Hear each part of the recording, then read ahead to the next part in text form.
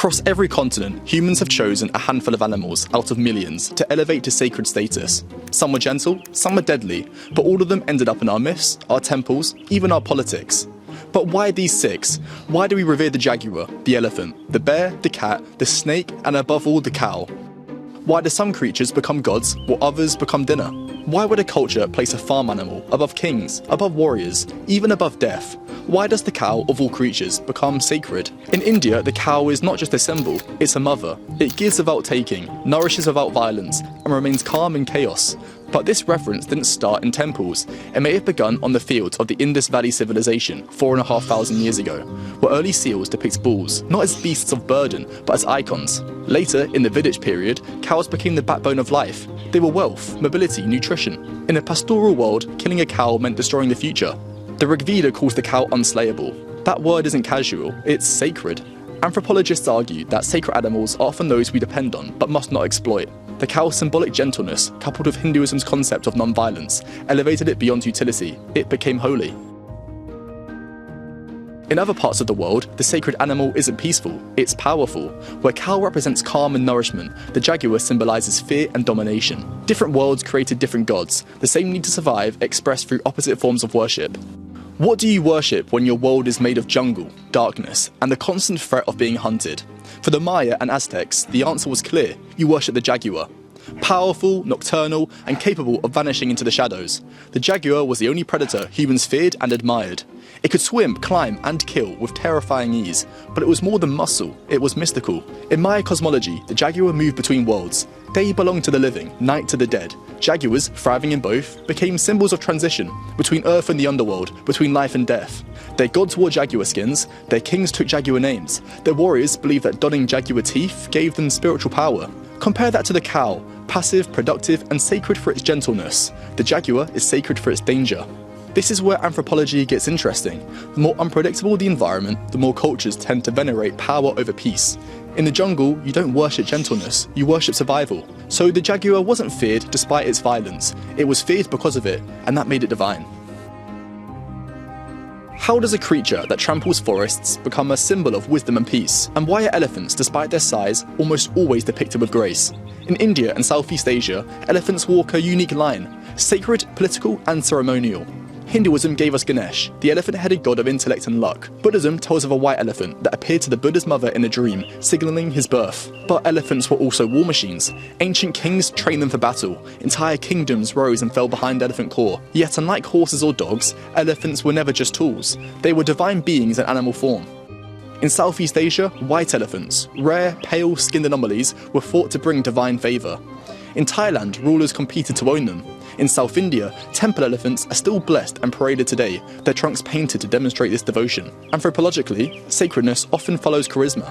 Elephants are empathetic, intelligent, and irreplaceable. They show grief, they remember faces. Cultures that live near them couldn't help but project meaning onto them. Across South and Southeast Asia, elephants weren't just a part of daily life. They were central to how power, divinity, and order were understood. Their presence shaped rituals, kingdoms, and belief systems. And they weren't just used, they were honoured. What if the first god we ever worshipped wasn't in the sky, but in a cave? And what if it had fur? In the frozen forests of the Arctic and Siberia, one creature loomed large, literally. The bear was hunted, but also fed, celebrated, dressed, and in some cultures, married. Among the ancient people of Japan and Siberia, bear cubs were raised like children, given food and names. Then, in a sacred ceremony, they were ritually sacrificed. Not in cruelty, but in reverence. The bear's spirit was believed to return to the heavens and bless the tribe. This idea of animals as ancestors is a form of totemism, where creatures aren't just symbolic, but literal kin. Anthropologists argue it's one of the earliest spiritual systems, and evidence even suggests Neanderthals may have arranged bear bones in ritual patterns, making bears among the first sacred beings in human memory. Contrast that with the elephant. Gentle, paraded and crowned, the bear was feared and respected and sent back to the stars. To worship the bear was to acknowledge a wild, untamable past and our deep connection to it. What do you do when an animal protects your home, your grain, and maybe even your soul? You turn it into a god, of course. In ancient Egypt, cats weren't just pets, they were protectors. They killed snakes and rats, they guarded homes, and they slept under nobles' chairs like guardians. By 2000 BC, cat-headed deities like Bastet emerged, goddess of protection, fertility and family. Cat cemeteries were everywhere. Bubastis alone had thousands of mummified cats inside. Killing a cat was a capital offence. The cat embodied a perfect duality, predator and pets, hunter and nurturer. It brought death to vermin and comfort to humans. No wonder Egyptians saw it as divine. And here's the real kicker. Cats weren't just sacred for what they were, but for what they did for us. Sacredness here wasn't about fear, power or bloodline. It was about coexistence.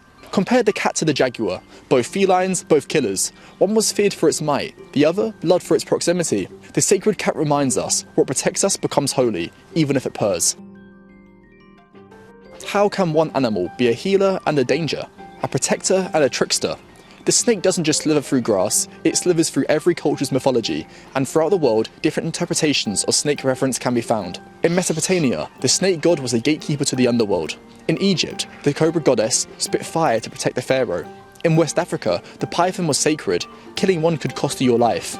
In Gnosticism, the snake in Eden isn't evil, it's the bringer of gnosis, forbidden knowledge. What made the snake sacred wasn't just fear, it was ambiguity. Because it sheds its skin, it renews, it hides in plain sight, and it can kill or heal. The staff of Asclepius, symbol of medicine, is a snake-twinned rod. Duality is the snake's essence. Anthropologists call the snake a liminal creature, living between categories, between worlds. Not entirely good and not entirely evil, just powerful and hard to define. Where cows symbolise purity and jaguars power, the snake is a contradiction. That's what makes it sacred, not what it is, but what it represents. We've looked at 6 animals worshipped across the world, from protectors to predators, givers of life, symbols of death, sacred not because of what they are, but because of what they represent. They reflect the things we value most: strength, peace, mystery, fertility, control and connection. In every culture, sacred animals reveal what we fear, what we admire and what we believe. It's not about the animal itself, it's about the story we attach to it. Because the sacred isn't found in fur, fang or hoof, it's found in meaning, and the animals we elevate reflects the world we want to live in. Thanks for watching, and I'll see you next time.